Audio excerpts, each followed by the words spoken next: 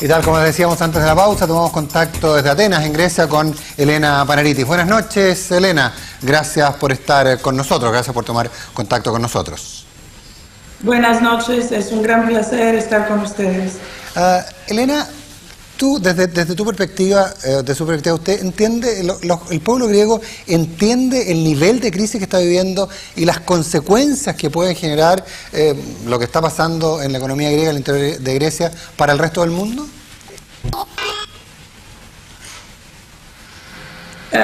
Bueno, esta característica, esta descripción que ha hecho es cierta. Poca gente la está entendiendo muy bien aquí, justamente gente que es economista, que entiende cómo trabajan las crisis, qué quiere decir de estar en una crisis. Pero la gente común y corriente, los ciudadanos que están caminando en la calle necesariamente no están conscientes que una bancarrota, si quiere, griega, va al final crear un gran problema global. Entonces, la mayoría está criticando esta onda de reformas, de nuevas medidas fiscales, y dicen, aún si eso va a crear un gran problema internacional, al final de las cuentas un viejo de 75 años que recibe una pensión corta de 40%, un señor que recibe un salario cortado por 48, 45%, ya no creo que hay el espacio para pensar a lo que va a pasar a un francés, a un americano, a un canadiense. Ahora, pero desde esa perspectiva, ese jubilado del que tú hablabas, ¿es alguien que tiene eventualmente conciencia de que los efectos de una bancarrota de su país también pueden significarle graves problemas al mismo, que eventualmente el Estado finalmente no les pueda pagar? Sí. Como usted sabe, yo tengo una experiencia distinta. Soy una griega, pero que he trabajado con el Banco Mundial por 12, 15 años con América Latina, empezando de los años 90, cuando un chileno sabía qué pasaba, qué quiere decir estar en bancarrota, porque eso pasó en México, digamos, o pasó en Argentina, o pasó... Aquí es una concepción muy rara, es una concepción que no entra en la cabeza del cualquiera, porque hasta durante estos 50 años después de la Segunda Guerra Mundial no hemos tenido un país vecino a nosotros que ha tenido un problema así grave de default, o un problema que quizás podría tocar al país vecino. Entonces es más difícil. Por ejemplo, teníamos aquí dos economistas argentinos que empezaron a preguntar si hemos empezado a poner una política de corralito. Yo entiendo muy bien qué quiere decir eso, pero tenía que explicarlo a todos los griegos que estaban alrededor de esta reunión, ¿qué quiere decir el corralito? Entiende entonces que estamos quizás en una crisis bien fuerte, bien difícil, y también con una contagio. Sí, bastante grande, pero la verdadera concepción individual no existe de eso. Ahora, y en ese sentido, el primer Papandreou y ustedes mismos, en fin, la clase política, ¿no han sido capaces de mostrar y explicar esta realidad a los griegos? Es bien interesante como pregunta, porque, otra vez, conociendo países en crisis, con paquetes de ayuda, de structural reforms, hay paquetes de ayuda que vienen del Banco Mundial o del Fondo Monetario, nunca son paquetes que se quedan allá por un año y después empezamos a decir han sido fracasados o han tenido un buen éxito. Usualmente nos quedamos por 4, 5, 6 años antes de empezar a hacer esta evaluación. Otra razón por la cual mi punto que dije antes tiene mucho sentido aquí. Nadie en Europa puede tener ni la concepción de esperar que las reformas empiezan y esperamos un poco para encontrarnos con una respuesta tangible, sino después de 6 meses ya estaban diciendo, oye, ustedes los griegos, ¿qué están haciendo? ¿Qué está pasando con las reformas? ¿Qué han hecho con las reformas institucionales, fiscales? Pero la mayoría de nuestros problemas son problemas estructurales de la manera con la cual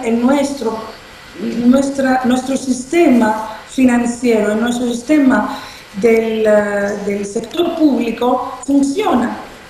Cuando, por ejemplo, aumentamos una tasa de impuestos por 1%, no es automático que vamos a recibir... Bueno, claro, ¿Perdón?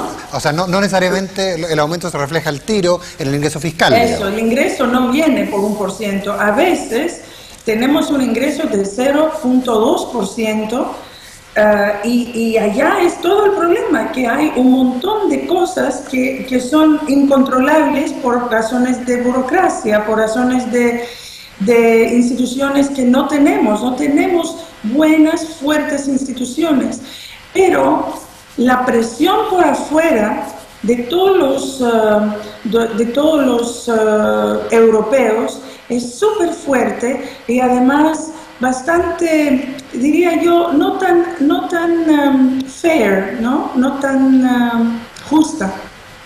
Porque, como dije, Chile le ha tomado 14 años para hacer reformas estructurales tan fuertes, crear un sector de clase media robusto que ahora está disfrutando uno de los crecimientos económicos más altos.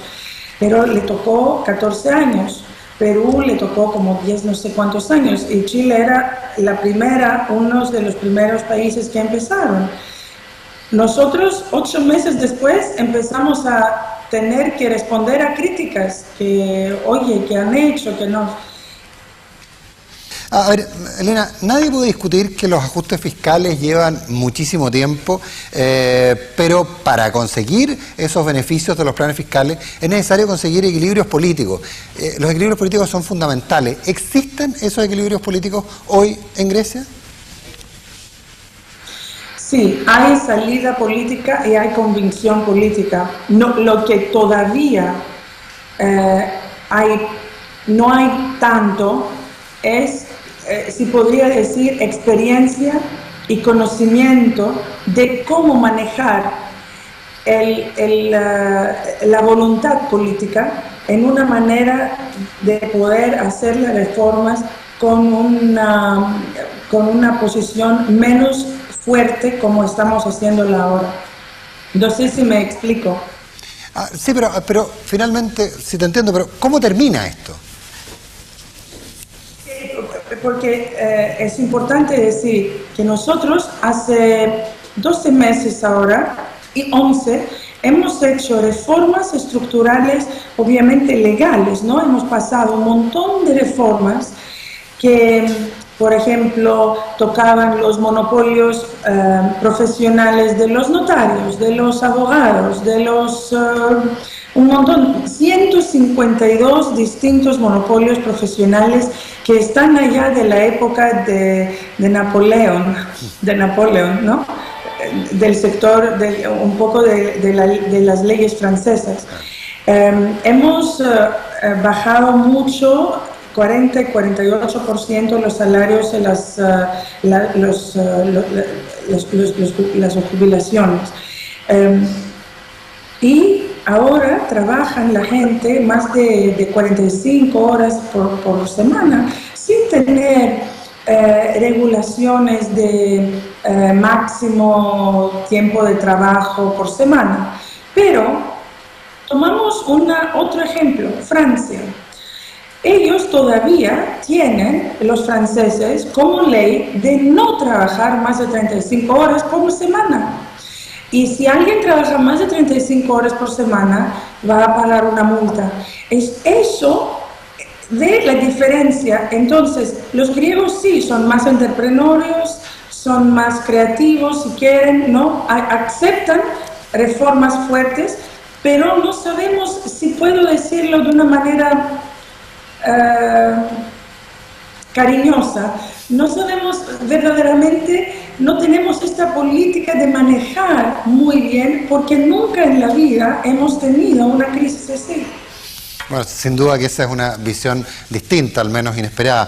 Pero para finalizar, Elena, desde esa misma perspectiva, ¿cómo explicarías tú que Grecia aparezca, al menos en la experiencia internacional, como un país que está rechazando los paquetes de ayuda, los planes de rescate del Fondo Monetario, del Banco Mundial o de la propia Comunidad Europea? ¿Eso es así?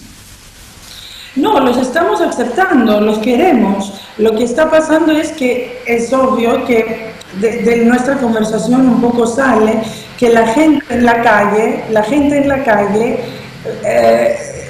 tampoco le hemos explicado muy bien del principio qué tipo de crisis es esa y cuánto tiempo va a tomar. Y con razón están diciendo, oye, ¿cuántas veces vamos a cortar nuestro salario? ¿Ok? Y también tengo que explicarles que los griegos son bastante fuertes y trabajan y todos son inteligentes, pero hablan con bastante emoción.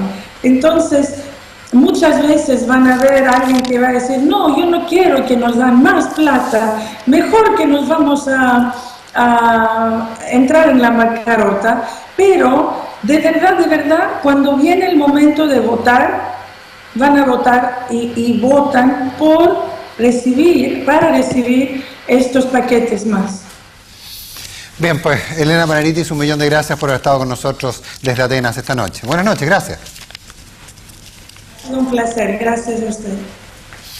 Era la diputada del Parlamento griego, economista, Elena Panaritis. Una visión distinta de lo que ocurre en ese país y sus eventuales consecuencias. Luego de una pausa, hablamos de redes sociales.